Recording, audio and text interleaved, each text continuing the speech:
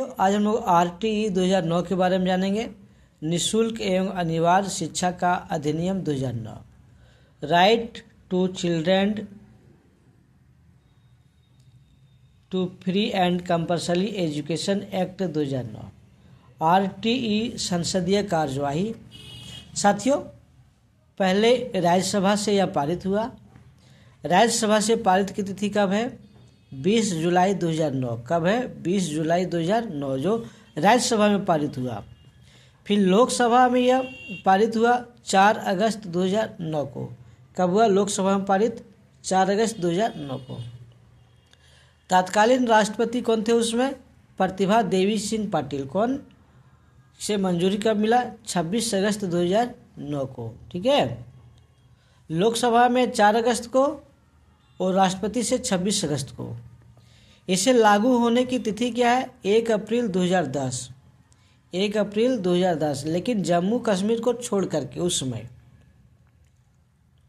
कहता भारतीय संविधान के अनुच्छेद 21(a) के अंतर्गत बच्चे निःशुल्क एवं अनिवार्य शिक्षा के मूल अधिकार का प्रावधान है।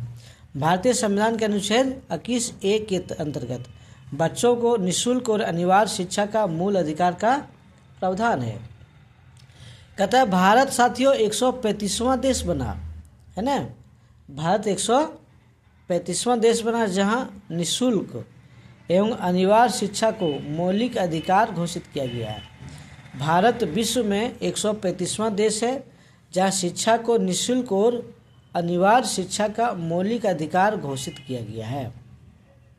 साथियों, वर्ष 2002 में हमारी संसद में 86वां संविधान संशोधन किया गया था। देखिए 2002 में संसद में संविधान में 86वां संशोधन किया गया था, जिसमें शिक्षा को मौलिक अधिकार बनाया गया। शिक्षा को क्या बनाया गया? मौलिक अधिकार बनाया गया। साथियों, RTE 2009 में अनुसूची 1 अध्याय 7 और धारा 39 है।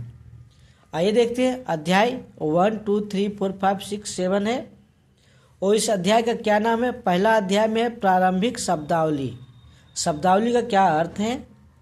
अध्याय 2 में निःशुल्क और अनिवार्य शिक्षा का अधिकार दिया गया है। अध्याय 3 में समुचित सरकार, स्थानीय प्राधिकारी एवं माता पिता के कर्तव्य को बताया गया है।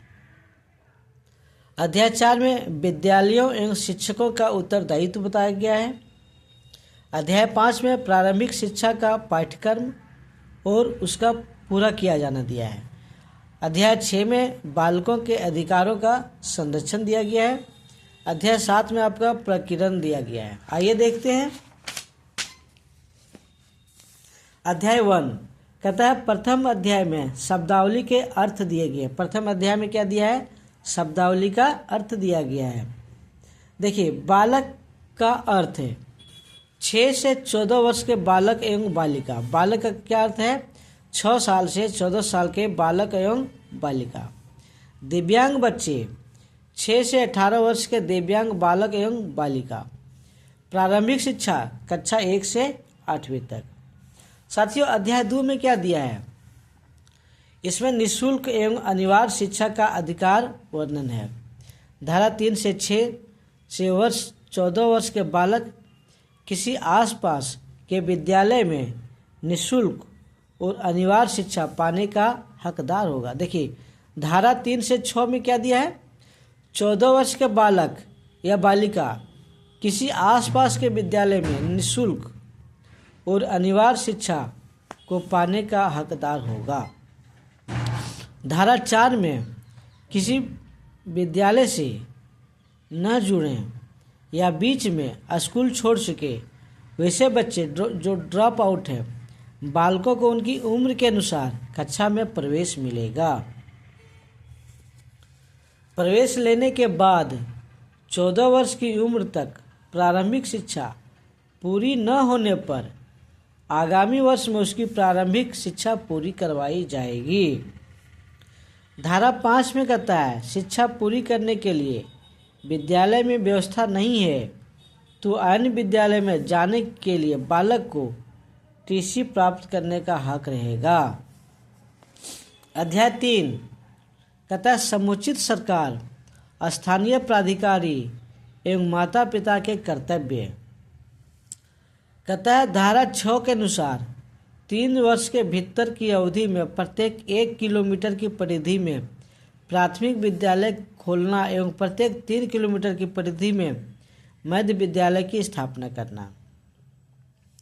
धारा 8 के अनुसार समुचित सरकारों का अनिवार्य शिक्षा उपलब्ध करवाने का दायित्व होगा।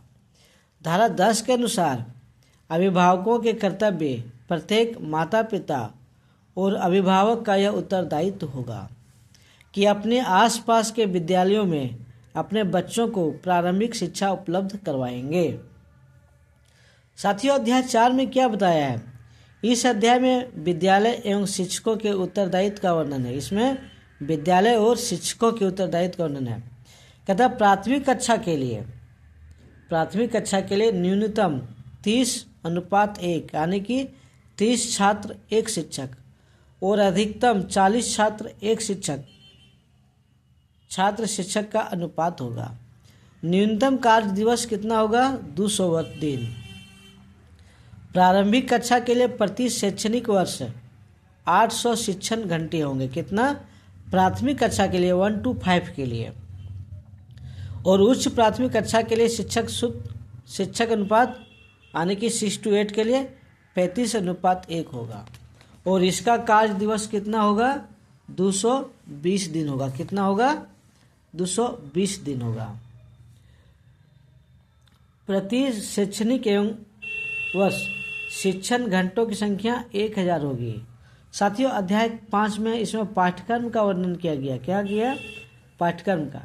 कहता है धारा 29 के अनुसार पाठ्यक्रम निर्माण और मूल्यांकन प्रक्रिया का वर्णन है। अध्याय 6, इस अध्याय में बालकों के अधिकारों का संरक्षण का वर्णन है।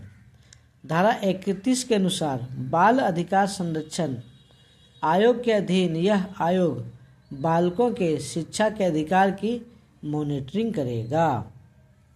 अध्याय 7, यह अध्याय प्रकीर्ण है।